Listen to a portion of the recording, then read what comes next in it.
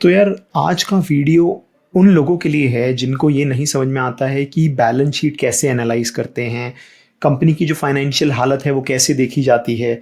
बहुत बार यार हम में से बहुत सारे इन्वेस्टर्स ऐसा करते हैं कि हम किसी कंपनी में इन्वेस्ट कर देते हैं, लेकिन हमको ये नहीं समझ में आता कि कंपनी की फाइनेंशियल हालत कैसी है, क्या उसमें कुछ हिडन कुछ प्रॉब्लम्स हो सकती हैं। तो अब बेसिकली अगर आप ने वॉरेन बफेट की एक बहुत ही फेमस कोट सुनी होगी, जिसमें वॉरेन बफेट साहब कहते हैं कि accounting is the language of investing, जो कि बिल्कुल सही बात है यार। अगर आप एक इन्वेस्टर है और आपको ये नहीं पता कि अकाउंटिंग कैसे काम करती है, तो जहाँ तक है आप शायद उतने ज़्यादा अच्छे डिसीजंस नहीं ले पाएंगे अगर आप एक इन्वेस्टर हैं। ऑब्वियसली ट्रेडर हैं तो आप चार्ट्स पे खेलेंगे, लेकिन मैं basically I come from a non accounting background, right. और आप में से बहुत सारे लोग होंगे जो कि शायद सीए नहीं होंगे, नॉन अकाउंटिंग बैकग्राउंड से होंगे, कॉमर्स नहीं लिया होगा। तो मुझे पर्सनली बहुत ज़्यादा मुश्किल लगता था कि यार ये balance sheet, cash flow statements, दुनिया भर के रूल्स, टैक्सेशन, ब्ला ब्ला ब्ला, और कहीं ना कहीं मुझे लगता था कि बहुत ही ज़्यादा मुश्किल है। और मुझे ऐसा लगता है शायद आप में से भी कुछ लोग होंगे जिन्हें ऐसा लगता होगा। तो मैं as a non accounting background का पर्सन जो कि एक फुल टाइम इन्वेस्टर है, आज आपके साथ बैलेंस शीट को कैसे एनालाइज करते हैं वो डिस्कस करूंगा, और बहुत ही ज़्यादा सरल भाषा में, सिंपल भाषा में, नो जार्गन, नथिंग कॉम्प्लिकेशन। और मैं कोशिश ये करूंगा कि at the end of this video आप ये समझ पाएं कि कैसे हम किसी भी कंपनी की फाइनेंशियल हालत को समझ सकते हैं। तो बिना टाइम वेस्ट करे चलिए शुरू करते हैं।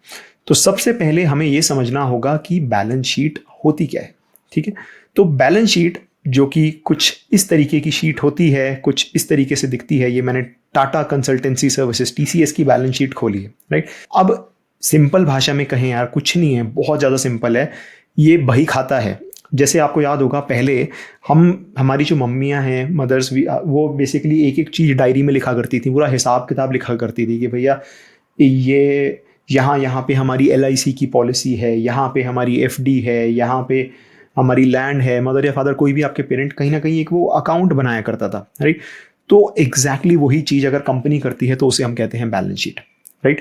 तो इसमें वो सब चीज़ें नहीं आती कि भैया कहाँ खर्चे हो रहे हैं, इनकम कितनी आ रही है, वो वाला महीने वाला हिसाब किताब नहीं है।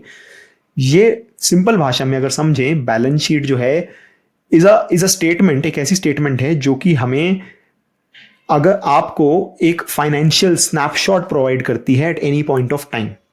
तो ये एक फोटो है, ये एक चलती हुई चीज नहीं है, ये रोज के रोज नहीं बदलता है। फॉर एग्जाम्पल, अगर आपके पास एक लैंड है, राइट, तो अगर कोई आपसे 1 साल पहले आपसे पूछेगा कि आपके क्या एसेट हैं, आप बोलोगे यार ये लैंड है, फला फला जगह पे एक प्लॉट ओन करते हैं और ये हमारा घर है, राइट, ये हमारे एसेट्स हैं।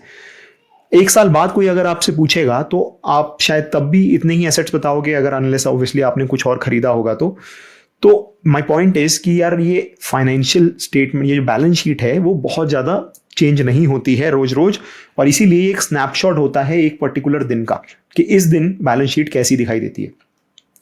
तो बैलेंस शीट को अगर हम समझें तो बैलेंस शीट बेसिकली सिंपल भाषा में asset equal to liability plus share holder equity, ये फॉर्मूला फॉलो करती है। अब आप यहाँ पे सोच रहे होंगे कि यार ये क्या है, what is asset, what is liability, what is share holder equity, ये क्या है। तो बिल्कुल भी कॉम्प्लिकेटेड नहीं है, मैं आपको बिल्कुल सरल भाषा में यहाँ पे बता देता हूँ कि आखिर है क्या। देखिए, एसेट का मतलब ये है वो सारी चीजें जो आपकी अपनी हैं, आप ओन करते हैं, जो कि आपको दूसरों से अगर कुछ पैसे लेने हैं तो वो सब आपके एसेट हो गए, राइट।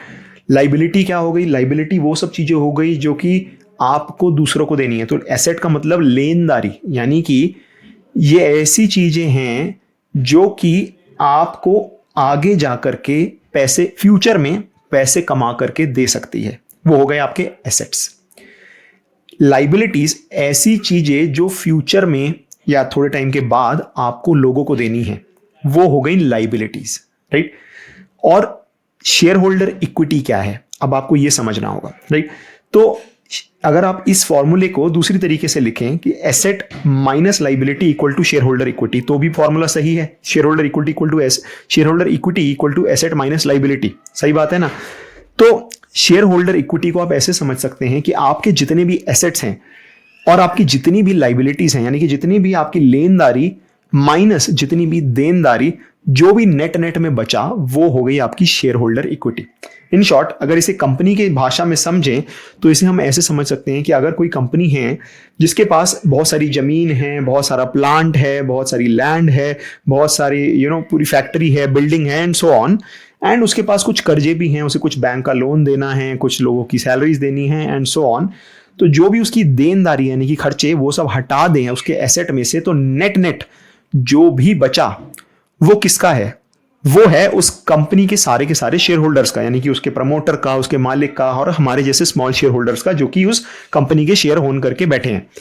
तो शेयर होल्डर इक्विटी हो गई एसेट माइनस लाइबिलिटी। इसे हम ऐसे भी समझ सकते हैं कि यार अगर मैं आज इस पूरी की पूरी कंपनी को लिक्विडेट कर दूं, जा करके बेच दूं, उसके सारे के सारे एसेट्स को, यानी कि एक एक करके उसकी जमीन बेच दूं, उसकी बिल्डिंग बेच दूं, उसका सब कुछ बेच दूं, और उस पैसे से सारे के सारे कर्जे चुका दूं, जिसकी सैलरी दे दूं, और जो भी देनदारियां हैं वो भी सारी की सारी खत्म कर दूं, तो नेट नेट सब कुछ करने के बाद कंपनी में जो बचा, जो कंपनी का पैसा है, वो ही शेयर होल्डर का पैसा है, और वो हो गई मेरी शेयर होल्डर इक्विटी।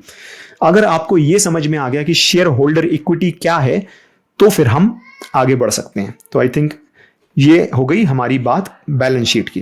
तो बैलेंस शीट होती क्या है, ये किसके द्वारा यूज होती है? बैलेंस शीट कोई भी इन्वेस्टर हो, क्रेडिटर हो, एनालिस्ट हो, कोई भी यूज कर सकता है।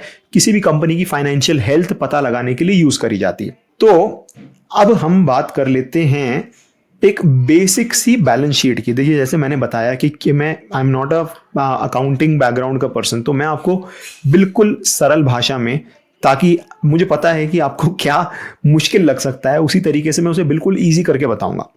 तो ये है हमारी एक बैलेंस शीट जो कि है टीसीएस की, ठीक है। अब इसमें मैं ना आपको सबसे पहले यहीं से शुरुआत कर देता हूं, बजाय कुछ भी ताम झाम के, और जब तक हम इसके यहां पे इसे समझ लेंगे तब तक आपको पूरी बैलेंस शीट देखना आ जाएगा। तो इसमें आपको एट अ हाई लेवल सबसे ऊपर दिख रहा है इक्विटी कैपिटल, फिर उसके बाद आपको दिख रहा है रिजर्व्स, फिर बोरोइंग्स, अदर लाइबिलिटीज। तो बेसिकली इस बैलेंस शीट में यहां पर जितना भी ये सेक्शन है, ये हो गई मेरी लाइबिलिटीज जो मैंने यहां पे हाईलाइट किया, ठीक। और यहां पर मैंने जितनी चीजें हाईलाइट करी, ये हो गए मेरे एसेट्स, परफेक्ट। और मैंने क्या बताया? Share holder equity. Share holder equity क्या थी? शेयर होल्डर इक्विटी वो थी एसेट माइनस लाइबिलिटी। तो ये जो ऊपर के दो कॉलम्स हैं, ये एक तरीके से ऐसे समझिए कि हम जैसे शेयर होल्डर्स का बचा हुआ पैसा, यानी कि यहां पे आप ही कैलकुलेशन भी करके देख सकते हैं। यहां पे आप कंपनी की टोटल एसेट देखिए जो कि है 159,629, और यहां पर क्योंकि उसे बैलेंस करना है, बैलेंस शीट का नाम इसीलिए बैलेंस शीट है, एसेट और लाइबिलिटी को बैलेंस करना होता है, और वो बैलेंस करने के लिए हम यहां पे लाइबिलिटीज में एक कॉलम डाल देते हैं इक्विटी का, यानी कि, लेकिन अगर मैं इसे हटा दूं, इसी के लिए ये जो ऊपर की जो मैंने हाईलाइटेड चीज है इसको अभी साइड में रखते हैं, राइट। तो जो भी एसेट है 159,629 माइनस ये वाली जो लाइबिलिटी है जिसमें 55,000 ये हो गई और 9,000 ये हो गई, इसमें से अगर आप इसको माइनस करेंगे तो जो बचेगा वो है शेयर होल्डर्स का पैसा, यानी कि शेयर होल्डर इक्विटी, जो कि हो गया इक्विटी कैपिटल और रिजर्व, ठीक है। तो ये जो इक्विटी कैपिटल और रिजर्व है, यही शेयर होल्डर इक्विटी है। अब आप बोल रहे होंगे यार ये इक्विटी कैपिटल क्या है, रिजर्व्स क्या है? अभी तो आप बोल रहे थे शेयर होल्डर इक्विटी का मतलब ये है कि जो भी बचा कुचा है वो सब शेयर होल्डर का पैसा है, राइट।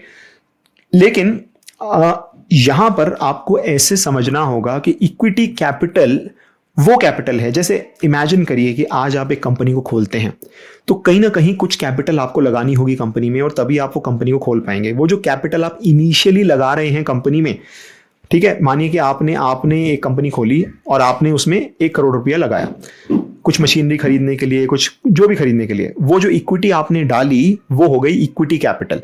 और फिर मानिए कि 10 साल हो गए कंपनी को, और धीरे धीरे कर करके आप एसेट्स बनाते चले गए, आप, क्योंकि कंपनी ग्रोथ कर रही थी, कंपनी में प्रॉफिट्स आ रहे थे, वो प्रॉफिट कंपनी में वापस, कंपनी से बाहर नहीं निकल रहे थे, कंपनी में रह रहे थे। धीरे धीरे करके आपने उससे कुछ और प्लांट लगाए, कुछ मशीनरी लगाई, कुछ और जमीन खरीद ली एंड सो ऑन। धीरे धीरे करके आपके एसेट्स बढ़ने लगे, लाइबिलिटीज भी बढ़ने लगी, लेकिन उतनी ज्यादा नहीं। तो जो एसेट माइनस लाइबिलिटी का जो बेसिकली डिफरेंस था, यानी कि शेयर होल्डर की इक्विटी, वो धीरे धीरे बढ़ने लगी, और वही हमें यहाँ पे रिफ्लेक्ट होने लगी रिजर्व्स में।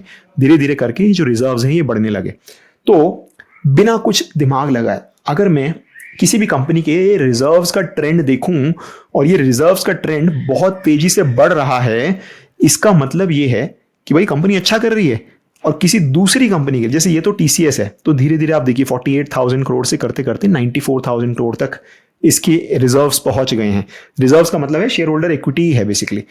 वहीं एक दूसरी कंपनी है वोडाफोन लिमिटेड, राइट, जो कि शायद उतनी ज्यादा अच्छी कंपनी नहीं है। इसका आप शेयर प्राइस भी देख सकते हो कि शेयर प्राइस उतना ज्यादा अच्छा नहीं करा है। 100 रुपए का शेयर गिरते गिरते गिरते आज लगभग 7 रुपए का आ गया है। ठीक, इसकी शेयर होल्डर इक्विटी देखते हैं, बिना कुछ तामझाम करे ना आपको पूरी कहानी यहीं तक ही समझ में आ जाएगी। एक टाइम पे इसकी जो शेयर होल्डर इक्विटी थी, यानी कि जिसे रिजर्व भी कहते हैं, वो 10,000, 13,000, 20,000 करोड़ तक भी थी, 50,000 करोड़ भी थी 2019 में। और अचानक से आप देखिए 2020 में जब ये जियो का पूरा हुआ, इनके ऊपर बहुत ज्यादा लाइबिलिटी आ गई, AGR वाला केस हार गए, अचानक से इनकी reserve share holder equity negative हो गई और वो नेगेटिव हर साल बढ़ती चली जा रही है। अब आप इमेजिन करिए इसका मतलब क्या है। इसका मतलब ये है कि आज अगर मैं इसके के सारे एसेट्स को बेच दूं तो मैं इसकी सारी लाइबिलिटीज को कवर नहीं कर सकता। 1,65,000 करोड़ का 1,65,000 करोड़ का शॉर्टफॉल आ जाएगा। ठीक है, तो यानी कि कंपनी अगर आज इंसॉल्वेंसी घोषित कर देती है, आज ये बोल देती है कि मैं बैंकरप्ट हो गई, तो जितने भी इसके लेनदार हैं, जिसका पैसा ड्यू है, चाहे वो कुछ ऐसे लोग हों जिन्होंने इसको कुछ सामान बेचा हुआ है, टेलीकॉम इक्विपमेंट बेचे हुए हैं, चाहे वो इस कंपनी के एम्प्लॉयज हों जो कि सैलरी का वेट कर रहे हैं, चाहे वो कंपनी के लेंडर्स हों, बोरोअर्स हों, चाहे वो कोई और भी जना जिसको वोडाफोन को पैसे देने हैं, वो इस हैसियत में नहीं है कि वो उसके पैसे चुका सके। और हमें ये सिर्फ एक सिंपल रिजर्व्स का नंबर देख के समझ में आ गया। ठीक, आई होप आपको अभी तक बैलेंस शीट को कैसे देखना है वो समझ में आ रहा होगा। तो यार ये तो समझ में आ गया कि बैलेंस शीट होती क्या है, लेकिन मैंने इसमें कुछ टर्म्स यूज करे, शेयर होल्डर इक्विटी, एसेट और लाइबिलिटी, राइट। और हमने ये फॉर्मूला भी समझ लिया, asset equal to liability plus share holder equity, बिल्कुल ठीक। तो अब हमें ये समझना है कि ये एसेट और ये जो लाइबिलिटीज हैं ये क्या होती हैं कंपनी के लिए। ठीक है, अगर हमको इतना समझ में आ गया कि कोई भी कंपनी के एसेट और लाइबिलिटी क्या होती हैं और कब मैं कुछ भी, अगर कोई कंपनी कुछ एक्शन कर रही है, फॉर एग्जांपल कंपनी अगर प्लांट में एक्सपेंशन कर रही है, तो वो उसमें कौन सी एंट्री एसेट में जाएगी, कौन सी एंट्री लाइबिलिटी में जाएगी, ये समझ लिया तो फिर मोटा मोटा अपने को ये समझ में आ जाएगा भैया किसी भी कंपनी की फाइनेंशियल हेल्थ कैसे देखी जाती है। तो पहले हम बात करते हैं एसेट्स के बारे में। ठीक, अब before we talk about assets, सबसे पहले हम ये समझ लेते हैं कि कितने टाइप के एसेट्स होते हैं। तो अगर आप एक इंडिविजुअल हैं तो आपके कौन कौन से एसेट्स हो सकते हैं। आप बोलेंगे यार मेरे पास एक गाड़ी है वो मेरा एसेट है, मेरे पास एक घर है वो मेरा एसेट है, मेरे पास एक प्लॉट है वो मेरा एसेट है। अगर मैं एक एक चीज की अकाउंटिंग करना शुरू करूं तो और क्या क्या चीजें एसेट हो सकती हैं। तो आप सोचोगे यार मैं खाना बनाता हूं, मेरे पास बर्तन हैं घर पे, वो मेरे एसेट है, मेरे पास घर पे सिलेंडर है वो मेरे एसेट हैं, मेरे घर पे फर्नीचर लगा है, टेबल है, चेयर है, ये सब मेरे एसेट्स हैं। सही बात है कि नहीं। तो हमने ये समझ लिया कि एसेट्स एक इंडिविजुअल के लिए क्या होते हैं। अब एक कंपनी के लिए एसेट्स क्या हो सकती हैं। एक कंपनी के लिए एसेट्स बहुत सारी चीजें हो सकती हैं, जैसे कि लैंड हो गई, जैसे कि उसकी बिल्डिंग हो गई, जैसे कि उसकी प्लांट एंड मशीनरी हो गई, जैसे कि उसके बैंक में पड़ा हुआ बैलेंस हो गया, जैसे कि उसके पास अगर कुछ फिनिश्ड गुड्स पड़े हैं। फिनिश्ड गुड्स का मतलब फॉर एग्जांपल अगर वो कोई प्रोडक्शन कर रहा है, लेट्स से मोबाइल फोन बना रहा है और उसके पास बहुत सारे मोबाइल फोन्स पड़े हैं बने हुए, तो जितने भी फोन हैं वो फ्यूचर में उसके लिए कैश लेकर आएंगे, वो भी उसके एसेट हो गए। मे बी उसके पास कुछ पेटेंट्स हो सकते हैं, मे बी उसके पास, ये सब चीजें बेसिकली उसके एसेट्स हैं। अब कुछ ऐसे एसेट्स भी होते हैं जो कि हम शायद ना सोच पाए। ठीक है, अब जैसे एग्जांपल के तौर पे एक कंपनी के लिए अगर वो लेट्स से कि हर साल टैक्स भर रही है और अगर पिछले साल उसने लॉस किया था, राइट, तो वो जो लॉस किया था, जैसे एक इंडिविजुअल अगर हमें है, अगर हम लेट्स से शेयर मार्केट में लॉस करते हैं तो अगले साल हम उस लॉस को कवर अप कर सकते हैं by the profits that we make next year, right. तो इसका मतलब ये है कि नेक्स्ट ईयर मुझे टैक्स नहीं भरना पड़ेगा क्योंकि मैं पिछले साल के जो लॉसेस थे वो एडजस्ट कर लूंगा। तो जो पिछले साल के लॉसेस थे वो मेरे लिए टैक्स एसेट बन गया है फ्यूचर के लिए, क्योंकि वो फ्यूचर में मेरे लिए फाइनेंशियल गेन लेकर आ सकता है, राइट। आप इमेजिन कर सकते हो, आप उसे क्वांटिफाई कर सकते हो कि यार ये मेरे इतने करोड़ का एसेट है, इस साल मैंने इतने करोड़ का लॉस किया था जो कि इतना मेरा टैक्स बचा सकता है फ्यूचर में, तो इतना बड़ा एसेट है मेरे लिए। सेम चीज कंपनियों के लिए भी है, राइट। अगर कोई कंपनी भी ये बोल सकती है कि मैंने पिछले साल लॉस किया था और मैं इस साल, कंपनीज भी बेसिकली अपने प्रॉफिट को लॉस को एडजस्ट कर सकती हैं अपनी बेसिकली बैलेंस शीट में नेक्स्ट ईयर। तो अब एसेट्स ये समझ लिया भैया, अलग अलग तरीके के एसेट्स क्या हो सकते हैं, लेकिन इनको कैटेगराइज कैसे करें। तो दो तरीके की कैटेगरीज होती हैं, एक होती है करंट एसेट और एक होता है नॉन करंट एसेट। ठीक है, करंट एसेट में वो सब कुछ आता है जो कि अगर आज आप चाहें तो उस अगले 1 साल के अंदर अंदर यानी अगले कुछ महीनों में आप उसको कैश में कन्वर्ट कर सकते हैं, राइट। तो वो सब हो गए आपके करंट एसेट। अब उसमें क्या क्या हो सकता है, अगर आपके पास कोई कैश पड़ा है बैंक बैलेंस में, एफडी हो सकती है, अगर आपके पास कोई स्टॉक मार्केट की इन्वेस्टमेंट है, अगर आपके पास कोई आपने किसी को सामान दिया हुआ है और अब जनरली आपकी लेट्स से कि 30 डेज की साइकिल है, 30 डेज में आपको पैसा मिल जाता है सामान जो सप्लाई किया हुआ है, तो वो जो सप्लाई आपने ऑलरेडी कर दिया है उसके अगेंस्ट जो पैसा मिलेगा वो होता है ट्रेड रिसीवेबल। ठीक है, वो ट्रेड रिसीवेबल भी हमारे लिए एक एसेट होता है। इन्वेंट्री यानी कि आपने बहुत सारा सामान लेकर के रखा है, लेट्स से कि रॉ मटेरियल बनाने के लिए, या तो फिर आप जैसे मैंने मोबाइल बोला तो आपने में भी बहुत सारी चिप्स खरीद रखी है जो मोबाइल के अंदर यूज होंगी। अब उनकी कुछ तो वैल्यू है, अगर मैं चाहूँ तो मार्केट में जाकर के उन चिप्स को बेच सकता हूँ, उस रॉ मटेरियल को बेच सकता हूँ किसी भी और कंपनी को और उससे पैसे में कन्वर्ट कर सकता हूँ। तो रॉ मटेरियल फिनिश्ड गुड्स यानी कि लेट्स से मोबाइल फोन अगर बना हुआ है तो फिनिश्ड गुड में आएगा, यानी कि इन्वेंट्री, ये भी मेरे एसेट्स हैं। जैसा मैंने बताया लोन एंड एडवांसेस, तो अगर मानिए मैं एक कंपनी हूं, ठीक है, अब मैंने किसी और कंपनी को लोन दिया हुआ है, अब जैसे बैंक से लोन लेता है लेकिन मेरा कोई दोस्त है कंपनी, उस कंपनी ने अपने किसी एम्प्लॉय को लोन दिया हुआ है, राइट। बहुत सारी कंपनियां देती हैं एम्प्लॉयज को लोन, तो वो लोन भी मेरे लिए एक एसेट है। जैसे कि अक्रूड इनकम हो गई, प्रीपेड एक्सपेंसेस हो गए, कुछ लोगों को मैंने खर्चा कर दिया है, वो सामान मुझे मिलना है, तो वो जो बेसिकली जो भी मुझे मिलना है वो सब मेरे एक्सपेंसेस हो गए, राइट। तो ये हो गए मेरे करंट एसेट्स। अब नॉन करंट एसेट क्या है? नॉन करंट एसेट का मतलब होता है लॉन्ग टर्म एसेट, वो एसेट जो कि मैं अगले 1 साल में मेरे लिए शायद अगर मैं चाहूं तो उसको कैश में कन्वर्ट नहीं कर सकता। फॉर एग्जाम्पल, अगर मेरे पास कुछ प्रॉपर्टी है, लैंड है, बिल्डिंग है, लैंड को बेचने में हमें बहुत टाइम लगता है, तो वो जो लैंड एज एन एसेट बहुत ही अच्छा एसेट है, बिल्डिंग है, लेकिन अगले 1 साल में बहुत मुश्किल है कि वो कैश में कन्वर्ट किया जा सकता है, कर सकते हैं लेकिन फिर भी वो नॉन करंट में आएगा बिकॉज लिक्विडिटी इतनी ज़्यादा नहीं रहती है। मशीनरी है, प्लांट है, फर्नीचर है, राइट, ये सब चीज़ें नॉन करंट एसेट है। तो उसके अलावा गुडविल, पेटेंट्स, सॉफ्टवेयर लाइसेंसेज, ये सब चीज़ें इंटैंजिबल एसेट्स में आती है, यानी इनको मैं देख नहीं सकता हूँ। जो मैं देख सकता हूँ वो भी नॉन करंट हो सकते हैं, जो मैं नहीं देख सकता वो भी नॉन करंट हो सकते हैं। अब ये जो पेटेंट हैं, ट्रेडमार्क्स हैं, इनको भी मैं कैश में कन्वर्ट नहीं कर सकता अगले 1 साल में। आपको सिंपल भाषा में ऐसे समझना है कि यार कोई भी चीज जो कि मैं चाहूं तो कैश में कन्वर्ट कर सकता हूं, वो सब कुछ मेरे एसेट्स हैं। नॉन करंट एसेट में देखिए टैंजिबल भी हो सकते हैं, इनटैंजिबल भी हो सकते हैं। टैंजिबल मतलब ऐसे जो कि मैं आंखों से देख सकता हूं, इनटैंजिबल ऐसे जो मुझे आंखों से दिखाई नहीं देते हैं।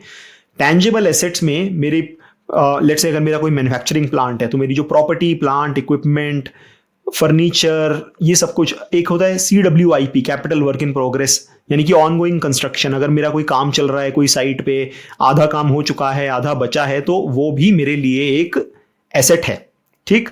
इंटैंजिबल एसेट यानी कि मेरे पास कुछ पेटेंट्स हैं, कुछ ट्रेडमार्क्स हैं, सॉफ्टवेयर लाइसेंसेज हैं, गुडविल है एंड सो ऑन।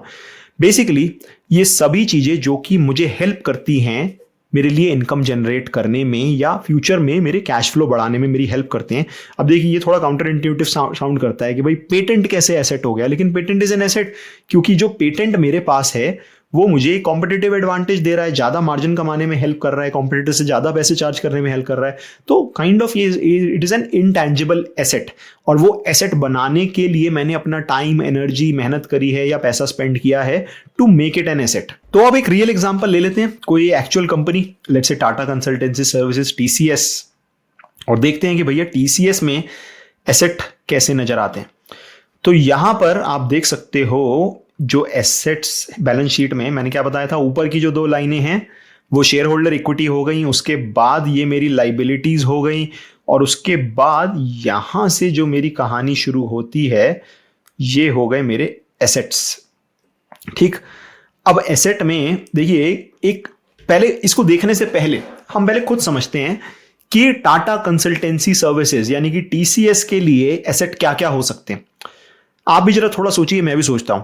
तो मेरे हिसाब से इनके जो सबसे बड़े एसेट हैं वो क्या हैं? इनके कंप्यूटर्स, इनके जो भी फर्नीचर, इनकी बिल्डिंग्स जहां पर ये लोग एम्प्लॉयज को रख रहे हैं। मे बी सबसे बड़ा एसेट इनके लिए शायद ऑब्वियसली एम्प्लॉयज हैं, लेकिन एम्प्लॉयज को हम ऐसे एसेट की तरह मतलब क्वांटिफाई नहीं कर सकते। लेकिन it is also major asset for a IT company is the employees. लेकिन जिसे हम क्वांटिफाई कर सकते हैं उसमें मिलट से कि क्योंकि ये बहुत कैश रिच कंपनीज होती हैं, भर भर के कैश आता है, तो धीरे धीरे ना इनके जो बैलेंस शीट है वो कैश से भरी होती है। तो इनके इन्वेस्टमेंट्स, म्यूचुअल फंड, ये इनके बहुत ज्यादा होंगे। तो लेट्स सी, इसको ओपन करके देखते हैं कि क्या क्या है। यहां पे देखिए फिक्स्ड एसेट है, current work in progress CWIP है, और इन्वेस्टमेंट है, ठीक, और अदर एसेट है। तो फिक्स्ड एसेट में क्या क्या आ रहा है? तो फिक्स्ड एसेट में हमारे 25,000 करोड़ के फिक्स्ड एसेट हैं।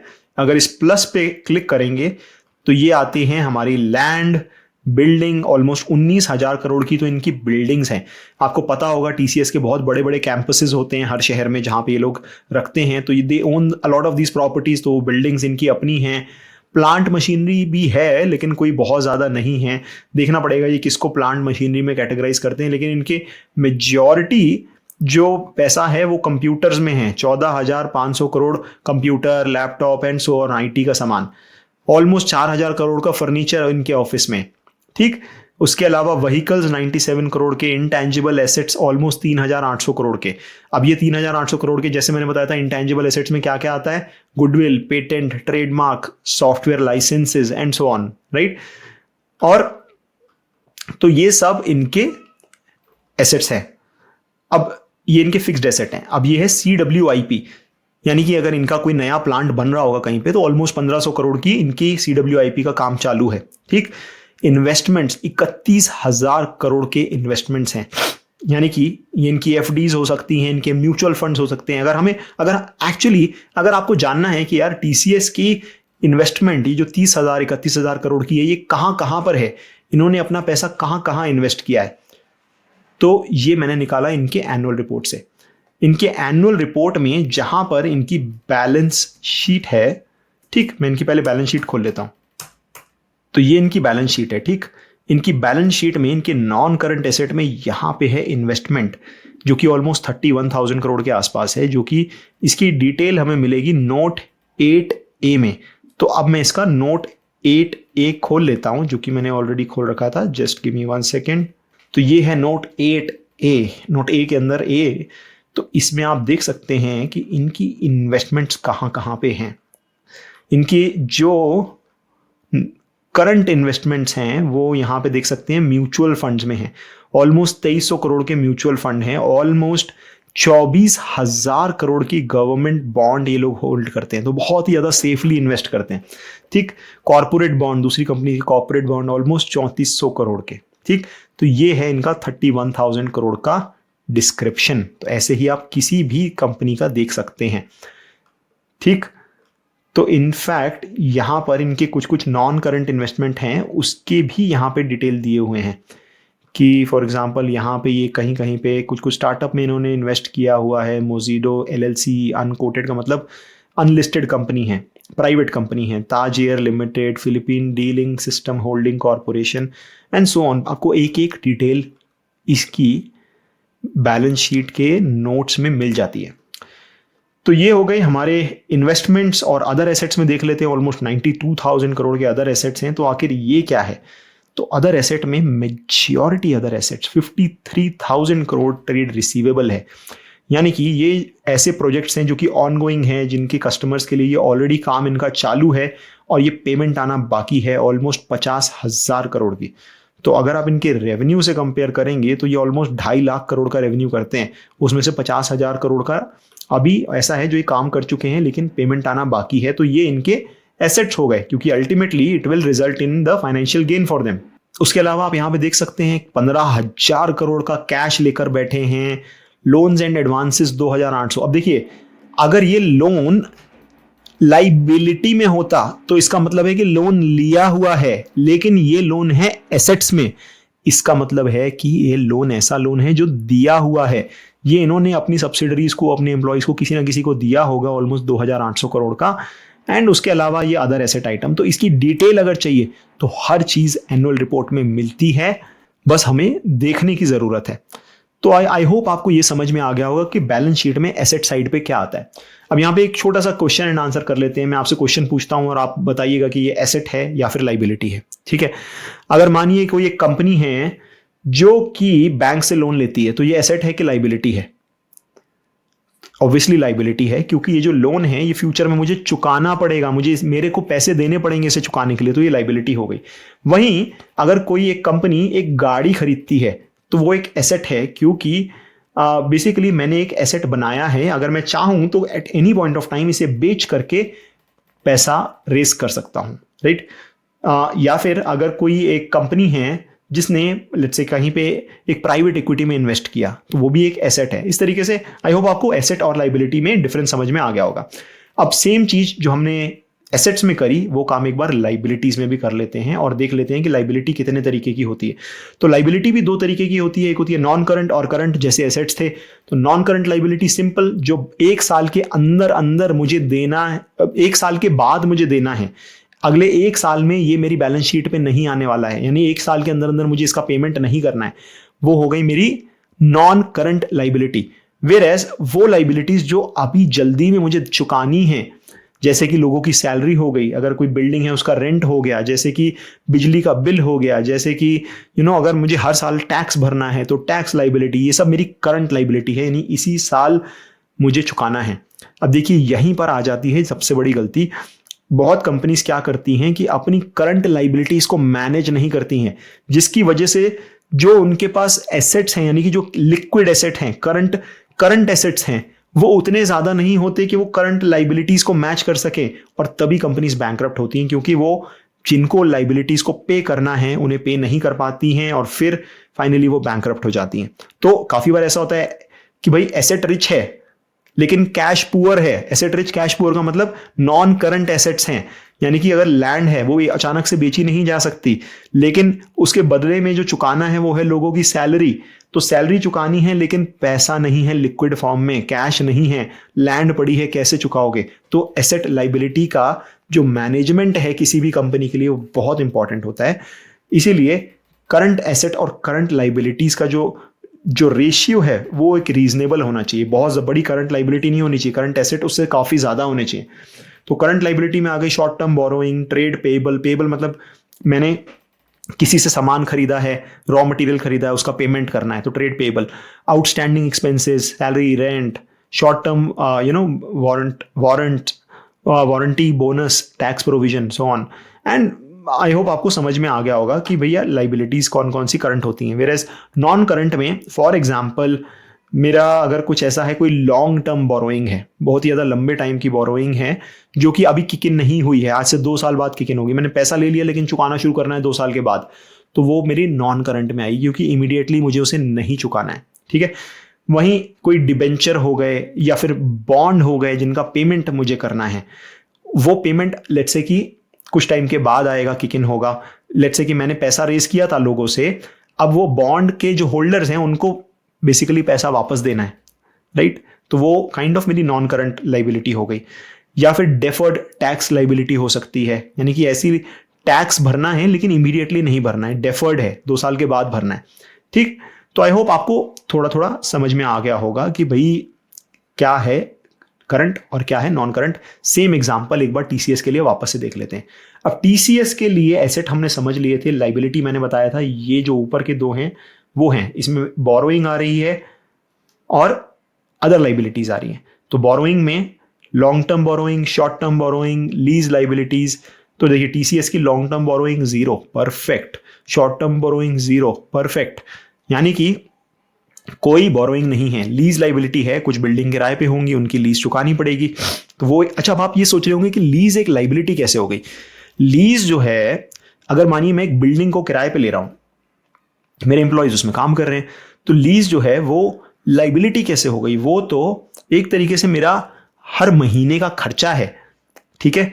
तो वो तो एक तरीके से खर्चे में आनी चाहिए। अब यही अकाउंटिंग स्टैंडर्ड होते हैं। तो अभी जो इंड एएस जो अकाउंटिंग स्टैंडर्ड चलता है उसमें लीज लाइबिलिटी, लीज जो है क्योंकि वो फिक्स खर्चा है, मैंने 5 साल की लॉन्ग टर्म लीज साइन करी हुई है बिल्डिंग के लिए, तो मुझे देना ही देना है, राइट। तो it is as good as जैसे मेरी बोरोइंग हो गई, जैसे बोरोइंग अगर मैं कोई लोन ले रहा हूं तो उसकी किस्त मुझे हर महीने देनी ही देनी है, ठीक। सिमिलरली जो लीज है उसकी जो हर महीने का वो है, क्योंकि लॉन्ग टर्म लीज है तो हर महीने मुझे देना ही देना है किराया। तो इसीलिए लीज को एज अ लाइबिलिटी कंसिडर करा जाता है। अगले जैसे 5 साल की लीज करी तो पूरी की पूरी 5 साल की लीज लाइबिलिटी हो गई मेरी, और फिर ये जो लाइबिलिटी है, राइट, इसके अगेंस्ट में मैं पीएनएल स्टेटमेंट में कुछ कुछ करूंगा, ठीक। तो अब देखिए यहीं पे थोड़ा थोड़ा कॉम्प्लिकेटेड होना शुरू होता है, बट इतना भी कॉम्प्लिकेटेड नहीं है, एक्चुअली में सिंपल ही है। तो लीज को वैसे तो हम पहले जो है, अगर आप देखोगे ना पुराने अकाउंटिंग स्टैंडर्ड के हिसाब से, तो वो एक ऑपरेटिंग एक्सपेंस की तरह ही काउंट किया जाता था, लेकिन अब वो ऑपरेटिंग एक्सपेंस की तरह ना काउंट करके एक लाइबिलिटी की तरह काउंट किया जाता है, ठीक। मोटा मोटा जो डिफरेंस है वो सेम ही आने वाला है, कोई बहुत ज़्यादा डिफरेंस आएगा नहीं। मोटा मोटा जो कहानी है, पहले जो खर्चा था वो एक्सपेंसेस में आता था, यानी कि आपके ऑपरेटिंग एक्सपेंसेस में आता था, वो ऑपरेटिंग एक्सपेंसेस में ना आ करके वो मेरे डेप्रिसिएशन में आ जाएगा, ठीक है। तो इन शॉर्ट जो भी ये मैं पेमेंट कर रहा हूँ पीएनएल स्टेटमेंट में भी आएगी, लेकिन अभी वहाँ पे हम डिटेल में नहीं जा रहे हैं। जब पीएनएल स्टेटमेंट की बात करेंगे तब इन दोनों के बीच में रिलेशनशिप समझेंगे कि बैलेंस शीट और प्रॉफिट एंड लॉस स्टेटमेंट के बीच में रिलेशनशिप क्या है। अदर लाइबिलिटी में क्या आ रहा है? अदर लाइबिलिटी में मेरा आ रहा है non controlling asset, trade payable, ठीक। अब देखिए ट्रेड पेबल तो हमें समझ में आता है कि ये हमने किसी से कुछ सामान लिया, जैसे फॉर एग्जांपल एक आईटी कंपनी है तो इन्होंने कुछ लेट्स से AWS का क्लाउड लिया, अभी उन्हें पेमेंट नहीं करा तो ये इनका ट्रेड पेबल आ गया, अभी 13,000 करोड़ इन्हें देना है for the services that they have already taken, ठीक। एडवांसेस फ्रॉम कस्टमर, अब ये आप देखिए ये बड़ा ही जबरदस्त है। अगर मैंने एडवांसेस लिए हैं कस्टमर से, कस्टमर ने बोला कि भाई ये प्रोजेक्ट है आप मेरे लिए करके दो, आपने बोला ठीक है मैं करूंगा, आप 20% पेमेंट अपफ्रंट करिए, एडवांस दीजिए। अब कस्टमर ने एडवांस भी दे दिया, अब ये जो एडवांस है वो मेरे पास कैश की फॉर्म में आ गया, ठीक। अब ये मेरा लाइबिलिटी कैसे हो गया, अब आप ये बताइए, ठीक। अब अगर मानिए किसी कस्टमर ने मुझे 1800 करोड़ के पैसे दिए हैं तो 1800 करोड़ मेरे बैंक अकाउंट में आ गए, ठीक। तो जो मेरी बैंक अकाउंट में है यानी कि कैश इक्विवेलेंट, वो तो हो गया मेरा एसेट। तो जो 12,000 करोड़ है वो एसेट में भी आया। एसेट में कैसे आया? एसेट में ऐसा आया क्योंकि बेसिकली वो मेरा एसेट इसलिए है क्योंकि अब वो मेरे बैंक अकाउंट में कैश पड़ा है, ठीक। मैं जब चाहूं इसको पैसे में कन्वर्ट कर सकता हूं।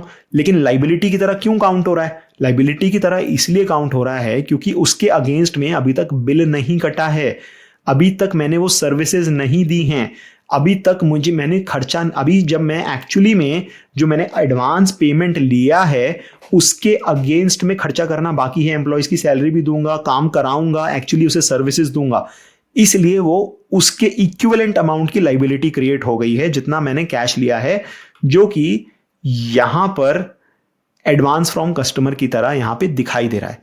जैसे ही मैं वो सर्विसेज दे दूंगा, उन सर्विसेज को देने के लिए मेरे कुछ खर्चे होंगे तो मेरा कैश डिप हो जाएगा, ठीक बात है। अब वो जो कैश डिप होगा फिर ये मेरी लाइबिलिटी भी खत्म हो जाएगी।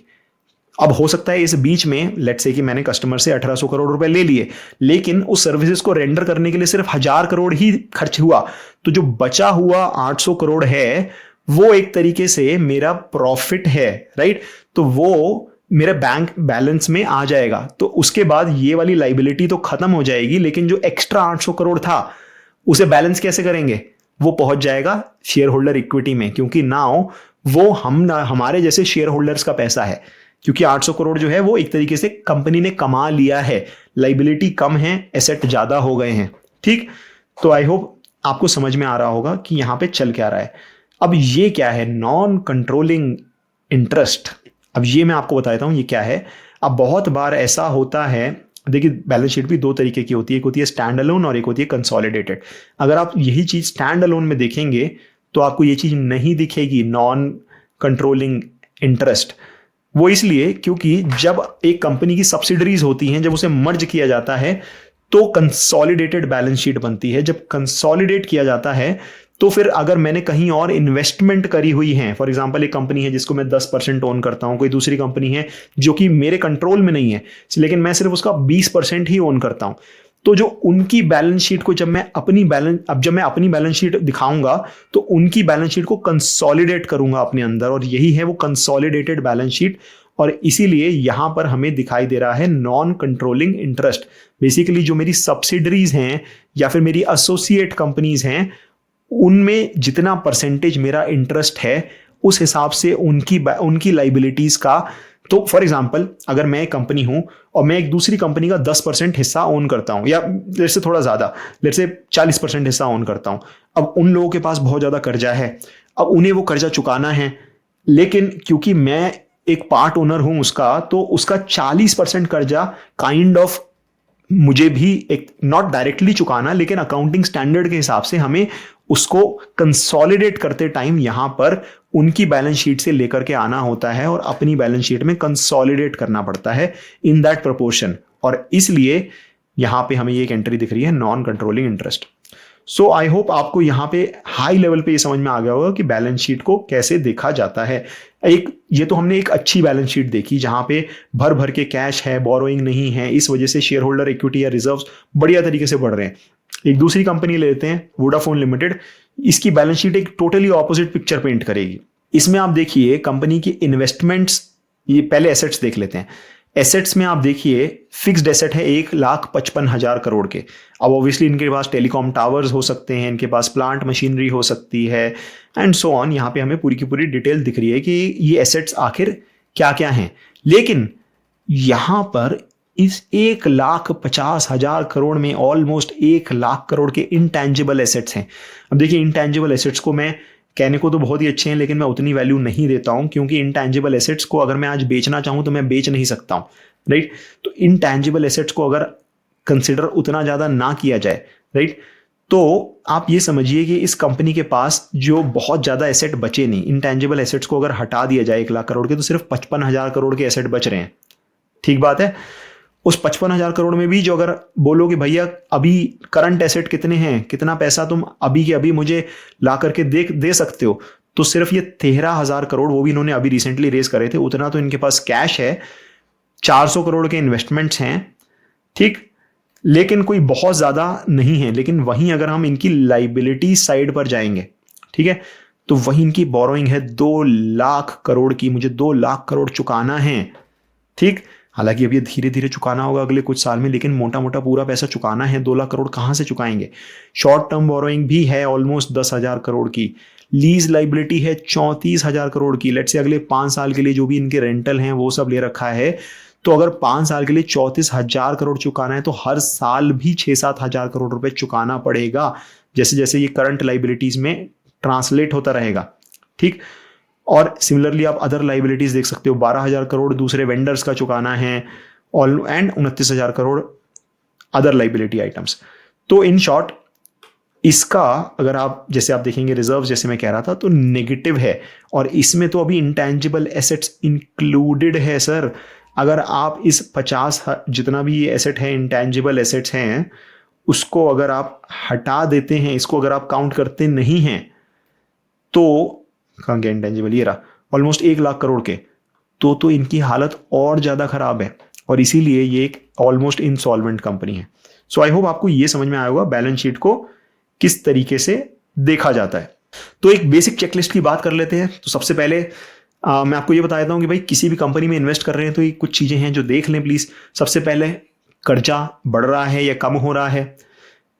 Does the company have more assets than liability, यानी कि share holder equity. More asset than liability का मतलब ही वही है ना कि भाई शेयर होल्डर इक्विटी बढ़ रही है, रिटेन्ड अर्निंग ग्रो हो रही है, यानी कि वही शेयर होल्डर इक्विटी हो गई।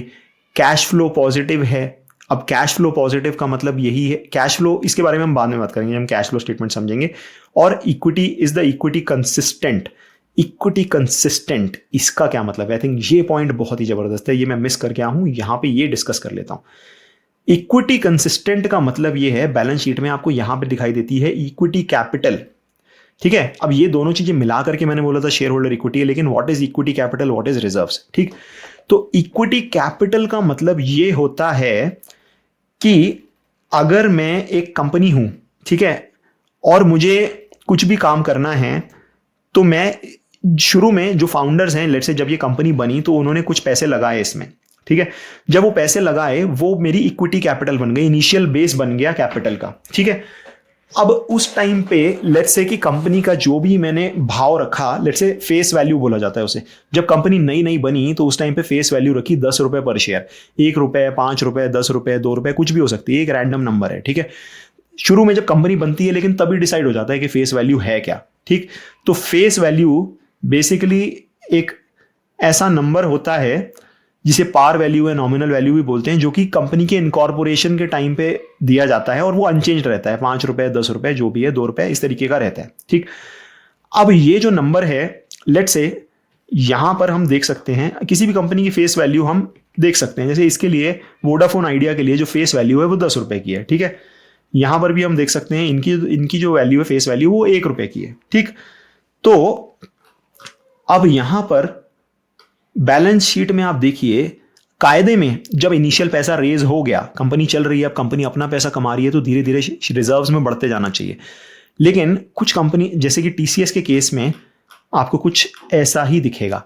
टीसीएस के केस में आप देखिए, इन्होंने 196 करोड़ के आसपास इनिशियल कैपिटल रखी थी और लगभग इतनी थी, और यहाँ पे ये 360 करोड़ के आसपास हो गई। वो शायद इसलिए हुई होगी, कंपनी का कुछ special situation, split bonus type का कुछ हुआ होगा, इसीलिए एग्जैक्टली डबल के आसपास हुई है। बट एनीवेज इसमें कोई बहुत ज़्यादा चेंजेस नहीं हुए हैं, इक्विटी कैपिटल लगभग उतनी है, क्योंकि इस कंपनी ने after the IPO, after the company became public, बहुत ज्यादा कैपिटल रेज नहीं करा, यानी अपना जो कैश फ्लो था, खुद जो पैसा कमा रही थी वही कंपनी में इन्वेस्ट करते रहे और अपने रिजर्व्स को बढ़ाते रहे, अपने एसेट्स को बढ़ाते रहे और लाइबिलिटी को नहीं बढ़ाया, इसलिए शेयर होल्डर इक्विटी बढ़ती चली गई।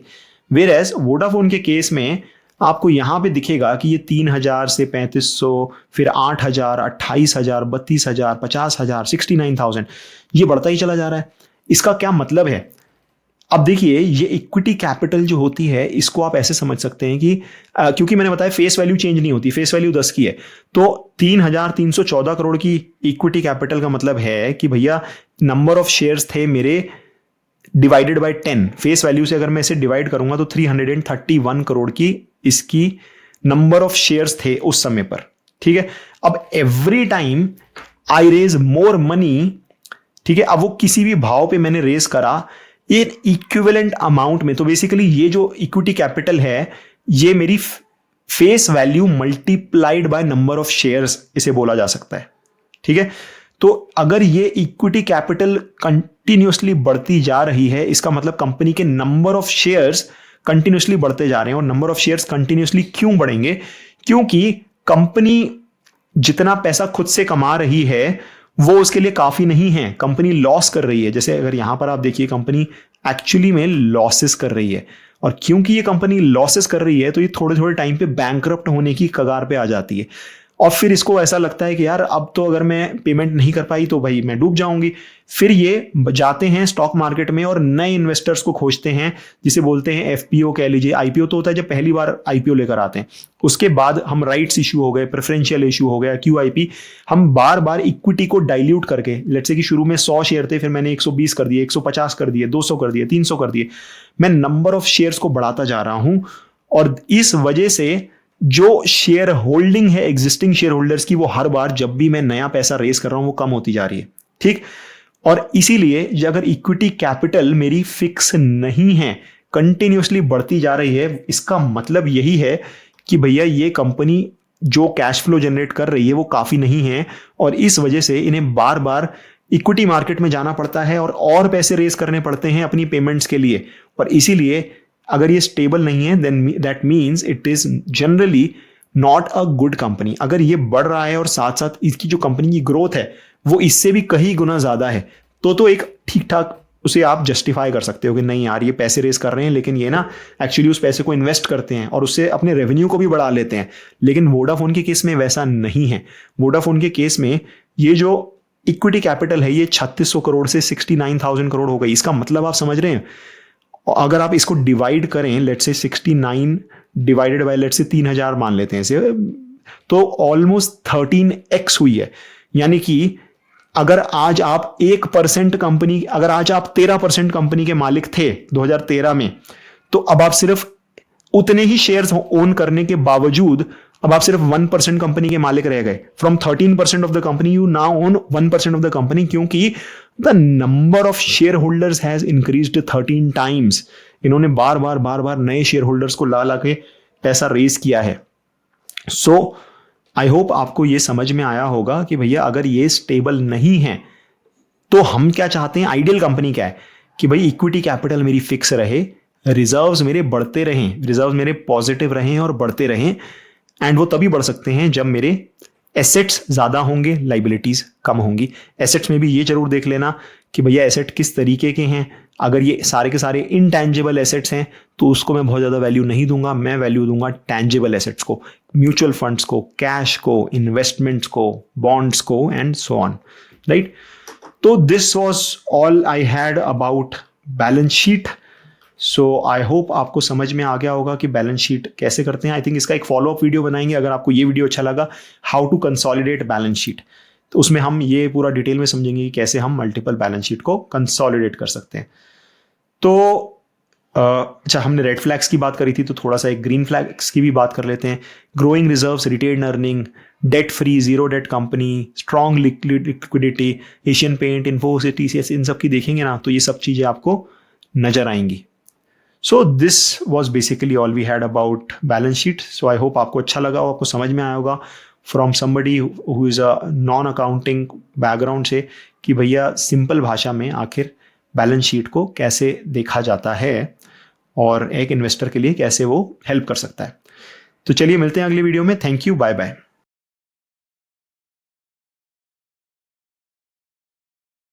ठीक है शुभम, ये तो हो गया। इसके अलावा भी आप बहुत सारी चीज़ें कर रहे हो, उसके बारे में थोड़ा एक दो टूल्स के बारे में आप ब्रीफ करना चाहोगे? हाँ जी, हाँ जी। तो देखो अभी जो मेजरली चल रहा है, जिसमें काफ़ी ज़्यादा एनर्जी जा रही है, वो तो मल्टीपल चीज़ें हैं एक्चुअली। आपको सबसे पहले एक टूल दिखाता हूँ, ये बहुत ही ज़बरदस्त है। अभी हमने रिसेंटली अपनी कम्युनिटी के साथ शेयर करा है। तो ये हमने शिपिंग का टूल बनाया है और ये शिपिंग का टूल बहुत ही ज़बरदस्त है। अच्छा, ये करता क्या है? ऐसा लग रहा होगा यार क्या है, बहुत ही ज़्यादा सिंपल सा टूल है, लेकिन ये एक्चुअली में बहुत धमाकेदार चीज़ है। और वो इसलिए धमाकेदार है क्योंकि यहाँ पर आप मार्केट से ज़्यादा मार्केट बीटिंग रिटर्न्स कमा सकते हो। वो कैसे?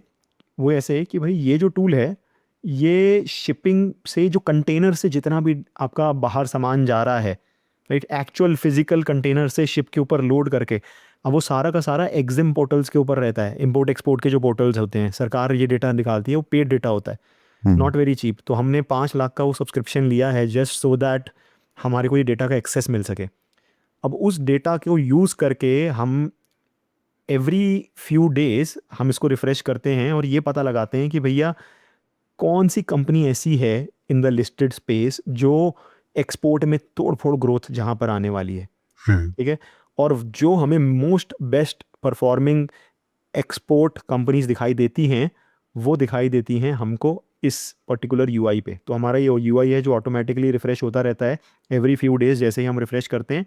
एंड ये आपको ये एक अंडरस्टैंडिंग दे देगा कि कहाँ पर बहुत बड़ी ग्रोथ आने वाली है। जैसे एग्जांपल के तौर पर यहाँ पर ये दिखा रहा है कि फेज़ 3 में 29% की ग्रोथ आ सकती है, सुप्रिया लाइफ साइंस में, या फिर ब्लू जेट हेल्थ केयर करके एक कंपनी है, वहाँ पे इस बार बहुत ज़बरदस्त ग्रोथ आने वाली है based on the export data. So ये एक टूल पे हम काम कर रहे हैं। और बट दूसरा, इसके अलावा मतलब in this tool we also have to see कि कंपनी का कितने % रेवेन्यू इस वो सब इसमें कंसिडर्ड है, वो सब इसमें कंसिडर्ड है। ये वो बेसिकली वो रेवेन्यू कितने ग्रोथ में ट्रांसलेट हो सकता है कंपनी में, उसका एस्टिमेट लगाने की कोशिश कर रहा है based on the shipping data. तो जैसे एग्जांपल के तौर पे अगर कोई कंपनी है जिसका 80% एक्सपोर्ट वाला बिजनेस है और उसने शिपिंग में 100% की ग्रोथ दिखाई है, तो हम ये मानेंगे कि भाई क्योंकि 80% ही एक्सपोर्ट है तो रेवेन्यू में 80% का ही जंप आएगा। ओके। या तो बेसिकली वो इंक्लूडेड है इसमें। हमने सारी कंपनीज का कितना परसेंट वो है वो सब करके कैलकुलेशन करके ये फाइनल रिजल्ट यहाँ पे दिखाते हैं। तो ये हमने अपनी कम्युनिटी के साथ शेयर करा है। उसके अलावा हम एक और काम कर रहे हैं, जो भी कंपनीज हम रिसर्च करते हैं वो सारी की सारी रिसर्च हम इस फनल के थ्रू हमारी होके जाती है, जिसमें स्टेज 1, स्टेज 2, स्टेज 3, स्टेज 4 इस तरीके से आगे आगे बढ़ती है।